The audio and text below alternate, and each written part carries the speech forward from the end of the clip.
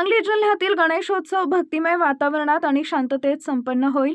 गणेशोत्सव व विसर्जन मिरवणुकीसाठी महसूल, पोलीस व महापालिका प्रशासनाच्या वतीने सर्व तयारी पूर्ण झाली आहे, अशी माहिती कोल्हापूर परिक्षेत्राचे विशेष पोलीस महानिरीक्षक सुनील फुलारी यांनी दिली आहे।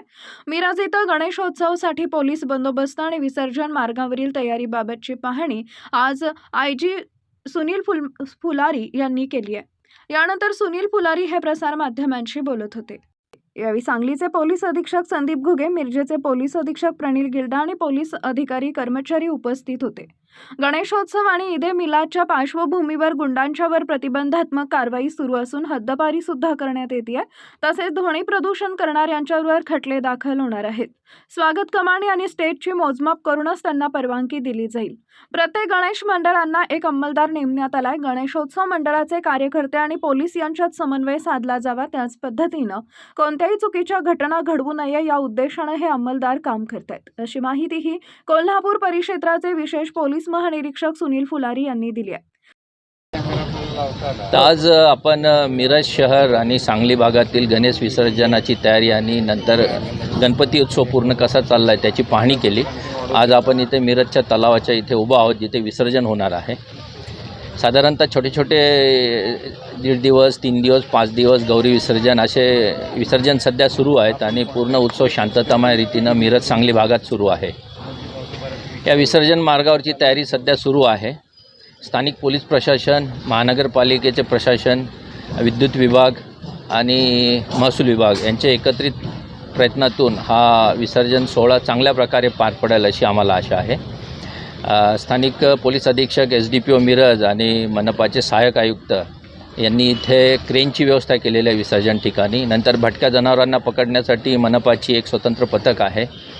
त्याशिवाय कमानी आणि स्वागत स्टेज याचे मोजमाप करूनच परवानगी दिल्या जाते की काय आकाराची परवानगी दिली आहे आणि किती आकाराचे क्षेत्रफळाचे स्टेज आणि स्वागत कमानी उभारलेल्या आहेत।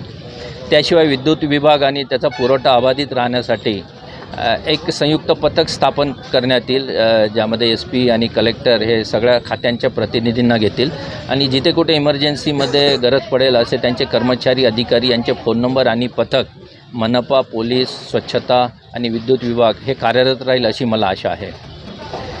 या पूर्ण गणेशोत्सवाच्या नियोजनामध्ये आपण सांगलीमध्ये जवळपास 5,500+ मोठे गणपती आहेत, सार्वजनिक गणपती। त्याशिवाय छोट्या घरगुती गणपती लाखांमध्ये आहे। तर या सगळ्या मोठ्या गणपतींचे विसर्जन आणि उत्सव चांगल्या प्रकारे पार पाडावा यासाठी प्रत्येक मंडळामागे आपण एक पोलीस अंमलदार नेमलेला आहे। त्यामागे एक संकल्पना ही आहे की या मंडळांमध्ये काही अडचणी येत असतील तर तो स्थानिक पोलीस स्टेशन इंचार्जपर्यंत तो पोहोचावा, त्यामुळे त्यांच्या अडचणींचं निराकरण होईल। त्यानंतर समन्वय राहील पोलीस आणि संबंधित मंडळांमध्ये।